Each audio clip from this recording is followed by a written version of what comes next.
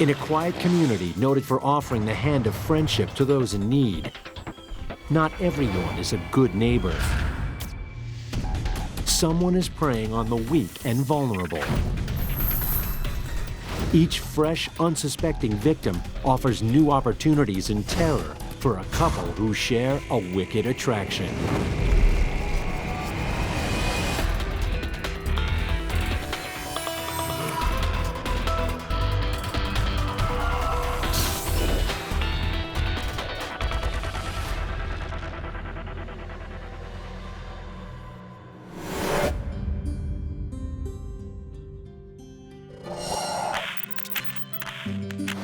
The small town of South Bend in Washington State sits where the Willapa River meets the Pacific Ocean.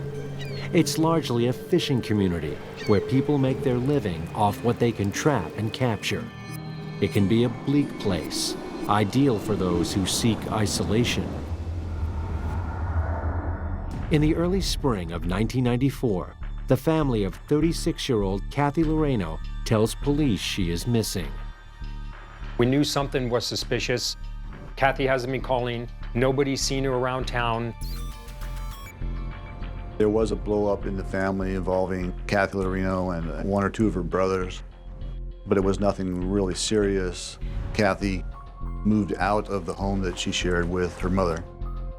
Her family thought that she would eventually make contact, but after 3 years of silence and with all efforts to trace her movements having failed, they raised the alarm. It's one thing if you have a blow-up with the family, but it's another when you just have totally drop off and have no contact. Kathy had worked as a hairdresser in town. And she was just a real nice gal. She was real kind of quiet, kind of to herself. She was here every day and she was pleasant to be around. She loved going to work, gossiping with everybody who she's cutting hair with, and just come home and relax and watch TV and bake and get ready for the next day. But her hopes and dreams were cut short. She had been promoted to a manager of a national chain of styling salon, and then there had been some problems at that chain. She ended up losing her job. And in those kind of salons, you have to sell a lot of products and stuff to compete with the other gals, and that wasn't her makeup. Down on her luck after losing both her home and her job, she had soon moved in with a friend, Shelley Notech. When the police speak to Shelley, she insists Kathy had fallen for a trucker and left the area with him years earlier. She also offers proof. She actually produced a photo with Kathy Loreno standing with a male subject in front of a semi-truck. The police also checked public records, hoping to find a clue as to her current whereabouts, but draw a blank. The case does go cold. We have nowhere to go, no other information. Her family feels let down. The police kept telling us their hands are tied. She's an adult, just a missing person. People who leave and are missing persons reports usually want to be left alone. But Kathy's family still have an unsettled feeling that something sinister has happened. Even though in this community, people sometimes do escape in the night.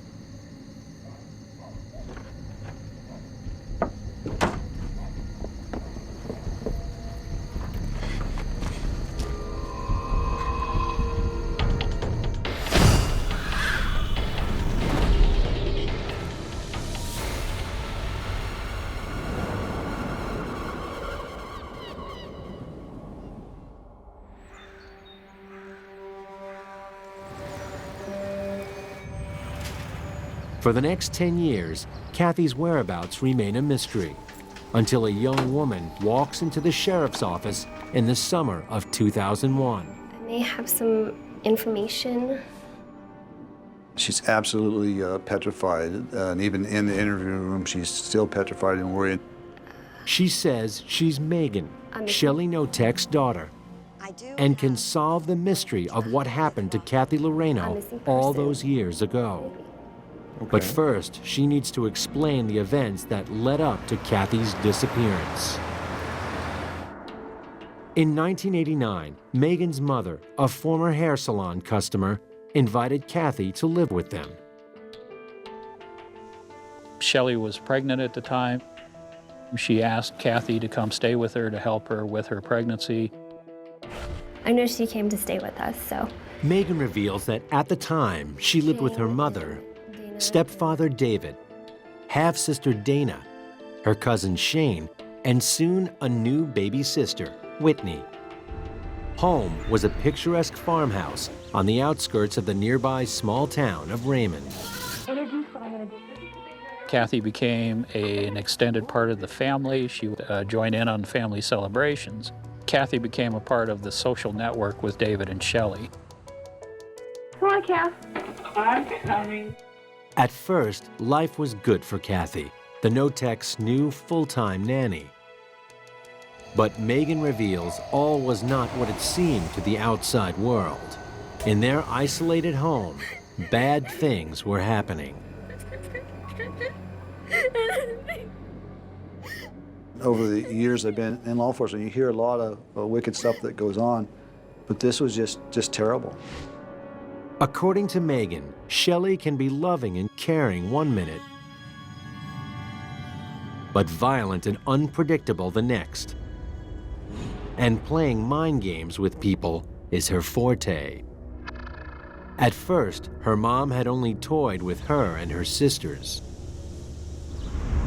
She would do things like steal her kids' homework, take pages out of it, and send them to school and let them get in trouble with their teachers, and the kids would come home and say, I didn't have all my homework today, and then she'd berate them, call them stupid. Saw her in the closet. At other times, Shelley Notech enjoyed watching Megan endure physical discomfort, locking her in a closet with only stale food to eat. Mom, please. All righty. Oh, you're getting too big for this thing. Rubby-dubby-dub-dub-dubby. Ooh.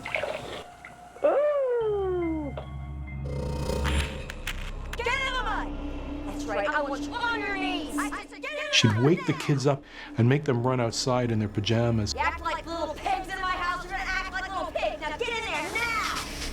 Spray them with a hose and make them roll around in the mud. That's right. And this would be outside in the dead of winter. She has what we would call psychopathic personalities, and also appears to have features of what some people have called sadistic personality disorder.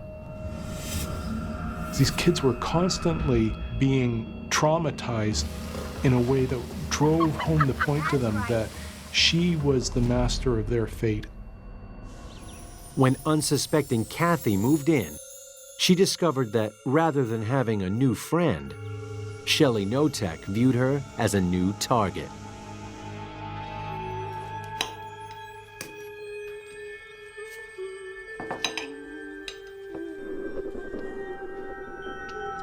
But for Shelley, the real payoff is to see how far she can push people, how much she can get away with.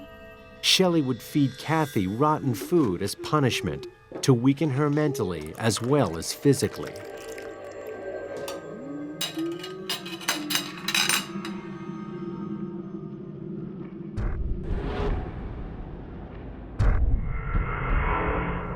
Kathy would be kept half-starved and at times made to crawl on the floor.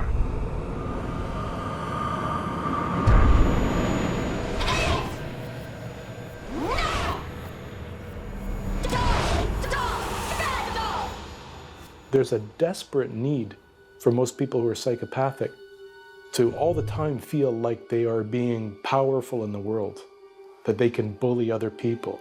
And that's what gives them meaning in life. Megan says Shelley played on people's weaknesses, which became emotionally unbearable, as she showered them with affection one minute and was extremely brutal the next. Kathy became both scared and traumatized, but reluctant to run away. It's something that we would call traumatic bonding, that feeling that somebody who poses a threat to your physical and psychological safety, that threat becomes so big that you can't even imagine doing something that would displease them. I couldn't help her. I'm sorry. Megan's story is just beginning. She has many more deeply disturbing secrets to reveal.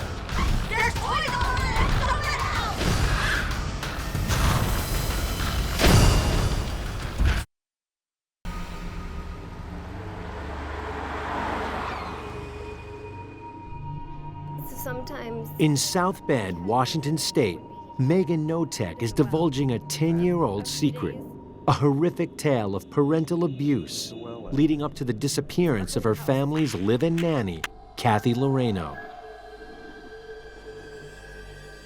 Investigators discover Shelley Notech was born in 1954 in Alameda, California, to parents who would constantly fight. Shelley's birth parents, they were young when they got married, and they had a volatile marriage.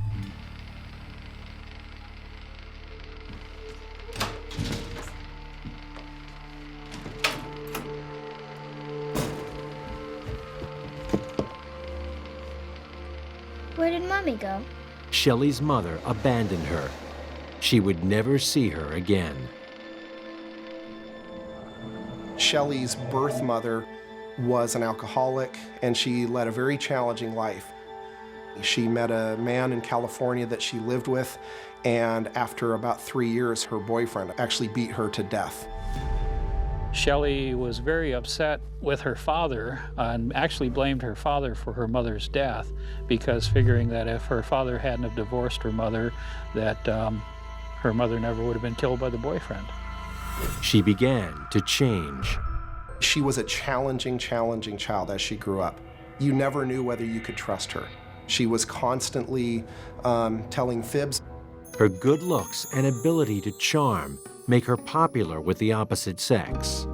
Shelley marries Randy, a high school sweetheart, but the honeymoon doesn't last long, as her violent mood swings prove too much. When she was developing through adolescence and into early adulthood, that's really when we saw these personality traits that were kind of warning signs before start to become clearly pathological, clearly problematic. Soon, Megan was born, but the marriage was over. She meets Merlin, a custom car painter, who becomes husband number 2. She has another daughter, Dana. The second marriage was volatile, and he also tired of her. Shelley, when she was married with these people, she became manipulative, and you can either put up with that or leave. And I think these two guys chose to leave. In the mid-'80s, Shelley meets husband number 3, David Notech. David Notech was in the same class as I was. He was quiet, you know, real tall, thin, lanky guy. Seemed friendly but shy. But David was on the rebound. David had had a girlfriend prior to meeting Shelley that when she broke up with him, he was pretty devastated. And he ended up meeting Shelley a few weeks later and started going out with her. The Vietnam veteran never saw the dangers ahead. David's family, because of their religious beliefs, were pushing David to get married and have a family. And David was just enthralled with the girls. He looked at this as an instant family. Say your prayers, Punk. They marry and buy a farm to restore. But David soon sees his new bride's true face, demanding his paycheck and giving him a tiny allowance. She was in charge now. At first, David objects to her enthusiasm for extreme punishment, but eventually, his resistance fades. Shelley told him, you need to discipline them for this or that infraction, and he could be harsh.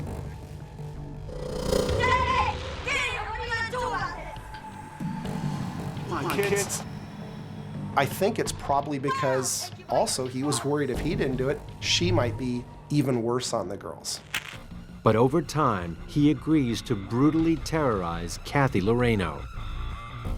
Friends notice he's not his old self. People would say that David seemed distant and nervous a lot, and that he just didn't seem like the same David. I'm coming. Megan reveals that her stepfather could be equally cruel when pressed into action by her mother. Punishments were severe.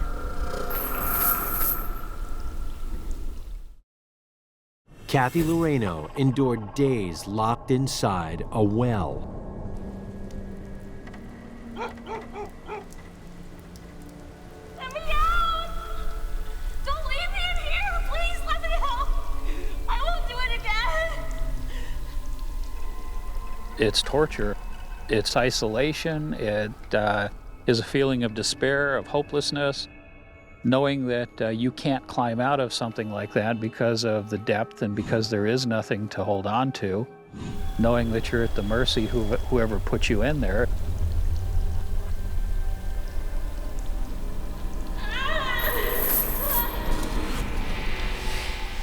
Shelley Notech had grown tired of her live-in nanny, and her terrible temper was about to explode.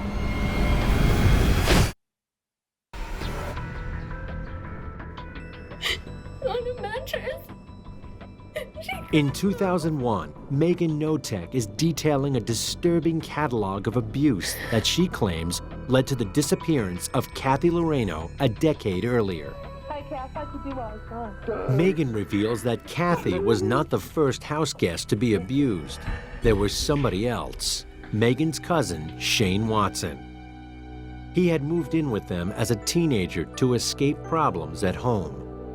Shane had a very, very challenging upbringing. Shane's grandmother was murdered. Shane's father was in a motorcycle gang and was soon to spend most of the rest of his life in prison. Shane's mother was also in and out of jail, was abusing substances. Shane didn't have any place to go. Shelley had initially had Shane come to live with them because she was claiming to be the stabilizing force. But what she provides is no safe haven. Shane became the focus of the abuse.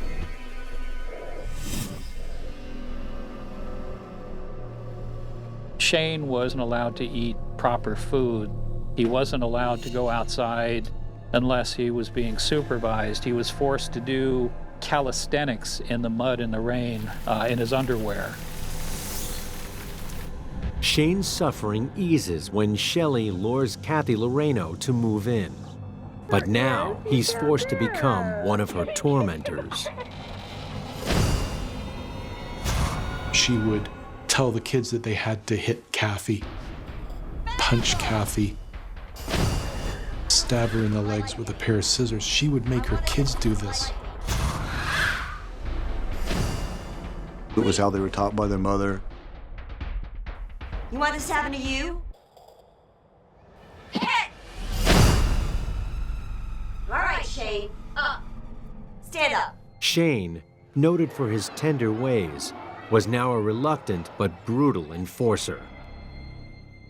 Shane had a set of steel-toed boots that he would kick her in the head with. Kick her! This has a really specific purpose. Not only do they feel bad about having done this, but it also means that they are less likely to go tell other people about it.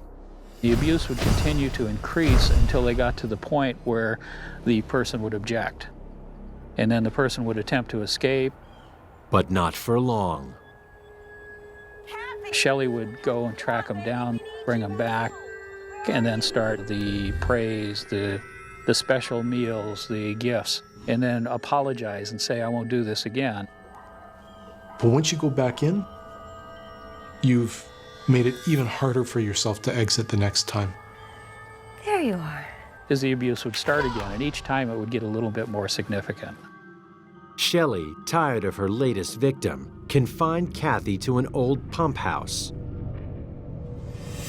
After more than a year of abuse, Kathy had become a ghost of her former self. She had become weak because her diet was so poor. She was also having problems with her balance. She had been struck in the head and kicked.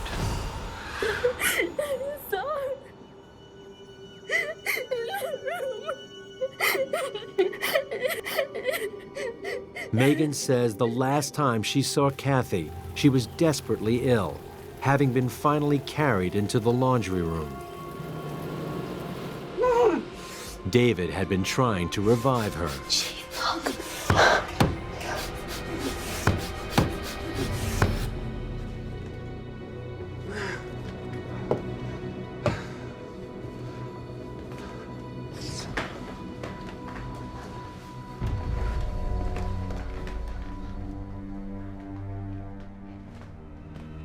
Shane took some Polaroid photos of Kathy's body, probably to go to the police for his protection. We're not sure what.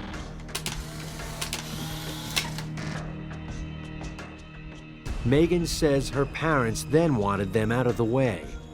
Shelley picks up the kids and takes them to a motel 45 miles away, totally out of the area here, and leaves them there overnight.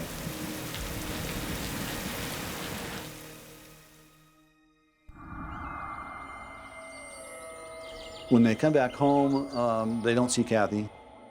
What they do notice is there's a fire pit in the back. Shelley Notech announces that Kathy has died of natural causes, and they better remember that. Shelley told the children if the police were to blame her for Kathy's death, Shelley would kill the children and then she would kill herself and David.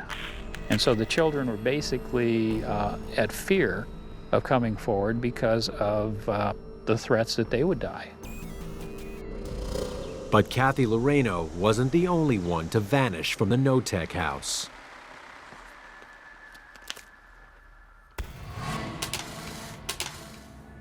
Shane?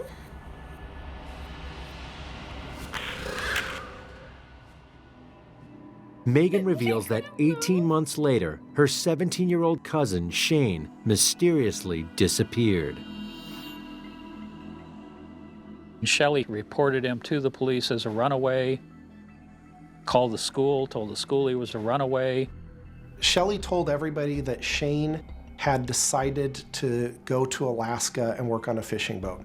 Young boys that are not going to college, they'll often head up to Alaska and work on a fishing boat, and you won't hear from them for 6 or 8 months. So it was very plausible. I had to get out. I was gonna be next. With Shane now gone, the two older daughters realized that they would once more become the targets for Shelley's cruelty. They decide to run away, leaving their younger sister, Whitney, behind. 19-year-old Megan is the first to escape.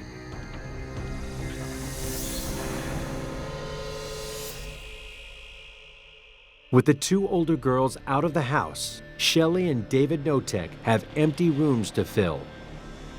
Are you hungry? Yes. Yeah, come on in. And it's not long before they find their next house guest. He was about to discover that once inside, no one else would escape the Notech House of Horrors alive. Investigators in Washington State are convinced that Megan Notech is telling the truth about Kathy's murder and about Shane's mysterious disappearance. But many years have passed.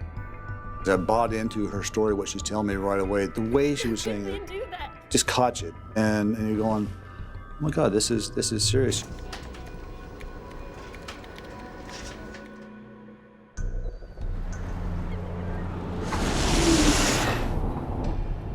Officers decide to make fresh inquiries and monitor what goes on at the Notech house. It was really difficult to talk to Shelley because she wouldn't return calls. She would avoid contact when I knew she was there, and the daughters would answer the door and say that Mom's not here.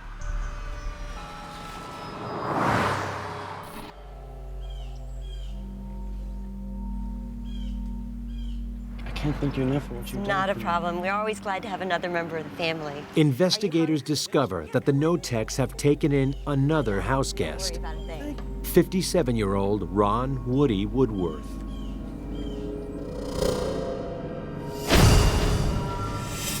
Woody's circumstances make him especially vulnerable. He was a newcomer. He had just moved here from California. As far as I know, he didn't have any local friends. He kind of kept to himself. He meets Shelley while working for a senior service organization. Shelley is a case manager. Woody is a nursing assistant.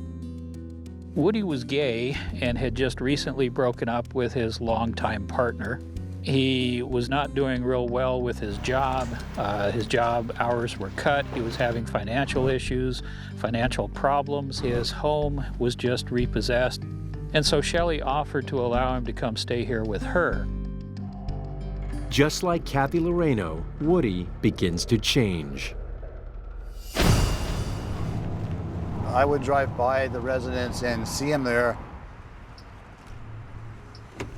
Woody would avoid all contacts, and he'd see me and immediately run. This happened on several occasions.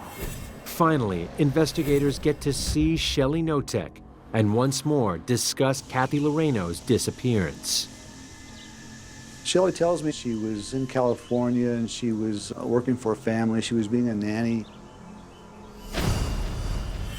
Detectives don't believe her, but can't prove anything.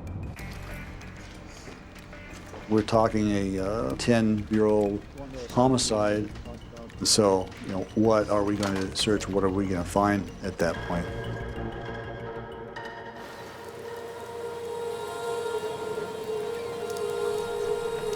Then, in August 2003, Megan Notech returns to the sheriff's office, this time with her sister, Dana.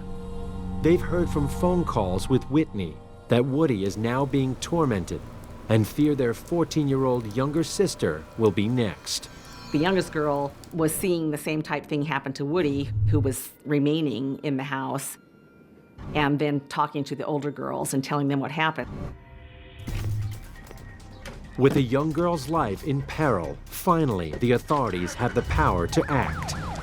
We have enough reasonable suspicion, probable cause to remove the daughter, at least for a temporary time, while CPS, Child Protective Services, investigates these allegations of abuse. They converge on the Notech home. Jim and the CPS workers started talking to Shelley, and Whitney came out and started talking to me. Please, sir, you have to help me. My mom, she's really mean. I think she doesn't want me talking to you right now, but just calm down, it's okay. She has a shocking secret about Woody. I think I saw Woody's bloody clothes in the pool barn. She was whispering and telling me that Ron's shoes are in the pole building, his bloody clothes are in there. If you don't get them right now, they'll be gone. But for now, the officers only have the power to remove Whitney. They leave, planning to get a search warrant.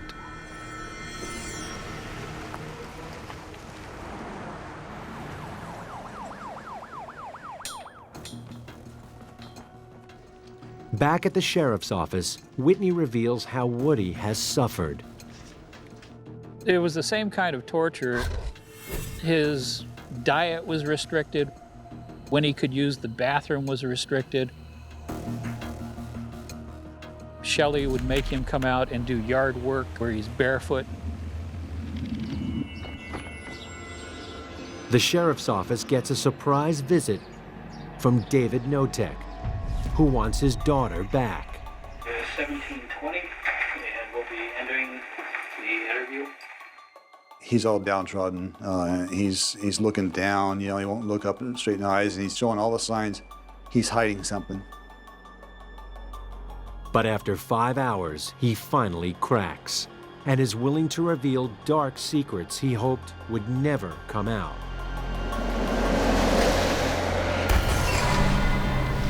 And then I went to a series of trips to disperse her ashes.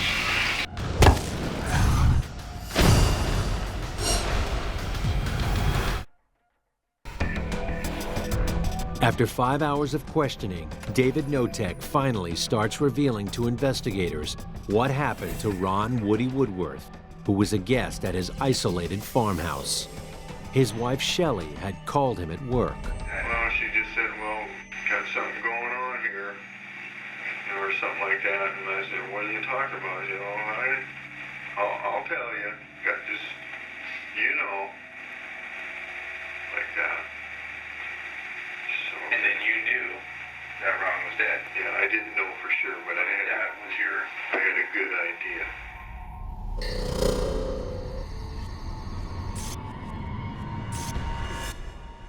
Shelley claimed that Woody was depressed and that she was trying to help him, but that he was doing things like jumping out of trees, trying to kill himself, and he finally succeeded.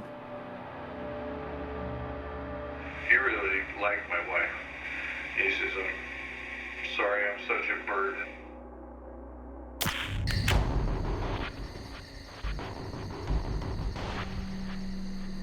David confesses he buried Woody in his backyard. David had said where we would find Woody's body, so we all went out to the Notech house.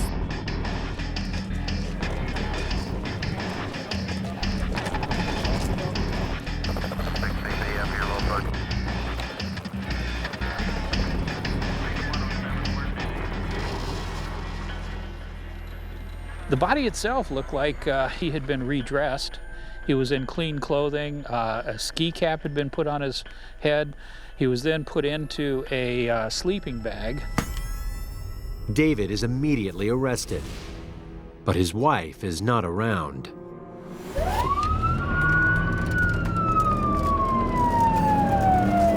Officers track her down at another family property a few miles away. Shelley Notech is swiftly apprehended, but has far less to say. Once I took her up to the jail and advised her of her rights, she said she didn't want to talk to me until she spoke to an attorney. That's the only response I ever saw out of Shelley.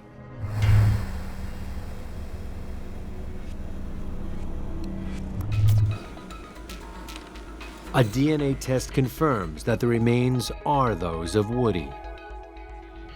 The autopsy reveals he died of physical abuse, neglect, and numerous blunt force injuries to his body. The police are convinced Shelley Notech forced him to risk his life. There were allegations that Shelley would order them to jump off of certain objects. He was forced to climb up in trees and jump out of the trees. Because his diet had been so poor, he didn't have the metabolism to keep himself warm. So it's a combination of poor diet, exposure, lack of clothing, inability to come in out of the weather because of Shelley's control. Definitely death by the 1,000 cuts. It was an incredibly sad piece of news to get. First of all, passed away. Second of all, passed away in such a manner which is, must have been terrifying for him. It's just a thought that I don't like to even revisit. David divulges what really happened to their first victim, Kathy Loreno. She'd been tortured and abused, wasted away, and eventually died after choking on her own vomit. She stopped breathing. I tried to clean out her air passage. I tried doing CPR, but no air was getting to her lungs. Nothing was happening. I realized she was gone. I waited for Shelley to get home and explain what happened. This had never happened before. We were terrified. We were just normal people, and I'd never seen anything like that before. I'd never even been around a deceased person. It had also fallen to him to dispose of Kathy's body. He built a big fire and he used metal roofing in order to tent the body.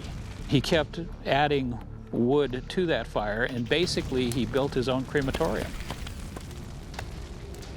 Just constructed a fire around her and encompassed everything with tin, and that's how the procedure went. Then he scooped up all of the ashes into buckets and took those buckets and dumped them into the ocean. I just like to say that, to Kathy's family, I'm very, very sorry and remorseful as I could ever be. I know they'll never accept that.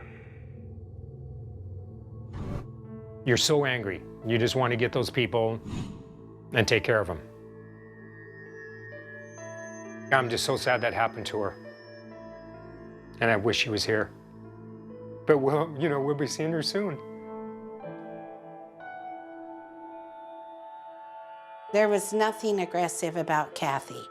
She was just very nonchalant, just very passive. My heart felt very sad because she didn't deserve it. And before long, David agreed to deal with Shelley's other problem. Shane. Her nephew, Shane.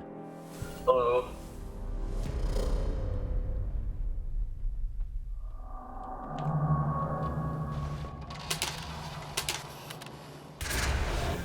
What are you doing here with a picture of Kathy?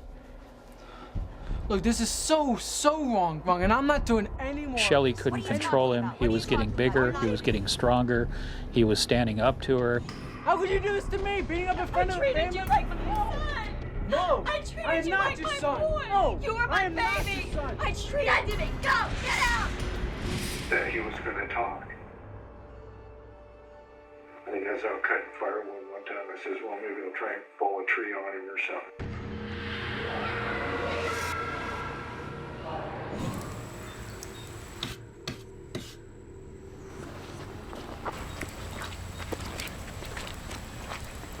I just walked over there and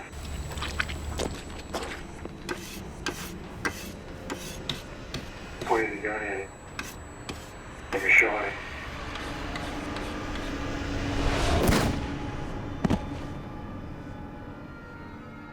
I was just trying to protect my family's dignity. Oh, what a beautiful, beautiful gift. I didn't go in.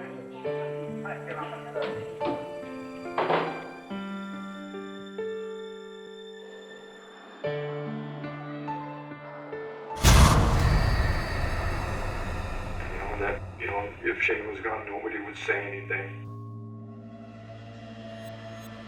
But just this regular working man and all this stuff happened, and I just didn't know what to do. So I did what I did. I took the whole law in my own hands. And then to find out that the reason we haven't seen him for 7 years is because he was murdered, it was almost more than any of us could bear. To me, it just seems to be particularly heinous. You've got a kid. He hasn't hit his 18th birthday. I mean, he's still a juvenile. These two people are more concerned about saving their own skin rather than, giving this child an opportunity to live. Prosecutors are relying on the children's testimony. No one piece of evidence was absolutely the smoking gun or crucial. It's the stories, the things that don't match up. It'd be the kid's testimony that is, well, something weird was going on and we weren't really sure. It was really painting a mosaic of years of abuse that would get you ultimately to why we believe at the end this is an act of murder rather than just an accident.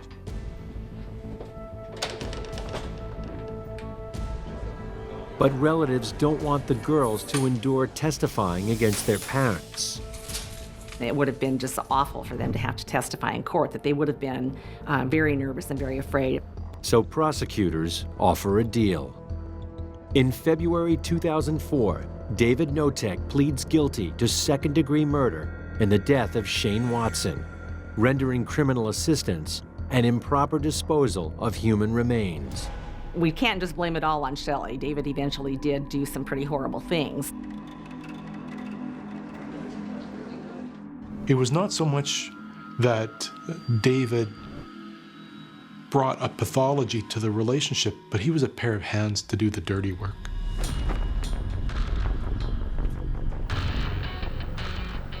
A few months later, Shelley Notech enters what's known as an Alfred guilty plea for her role in the killings of Woody and Kathy. It's a sense in which an individual says, if I went to trial and lost, I'd wind up getting more time than if I'd have this plea bargain. So find me guilty even though I'm not admitting that I did it. Shelley Notech gets a 22-year sentence with no parole. She now has no contact with her husband. David is serving 15 years and is eligible for release in 2019. I hope they get abused every single day. I just want them to have a miserable, miserable life. I hope they die in jail.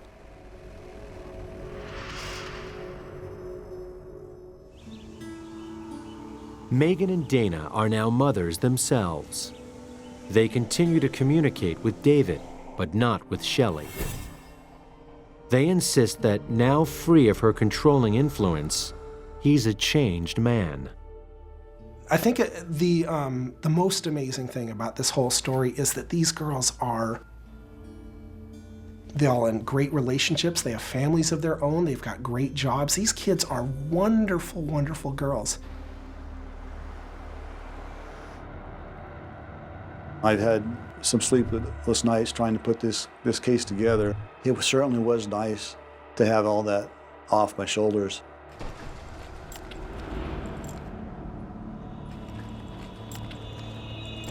It is a house of horrors. Some things can only be explained by they're just evil people that do bad things. And I think Shelley falls within that category in this house.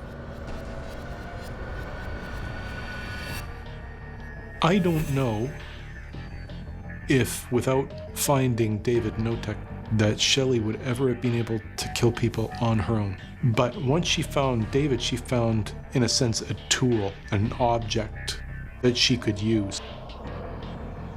He was the puppet, she was the puppet master.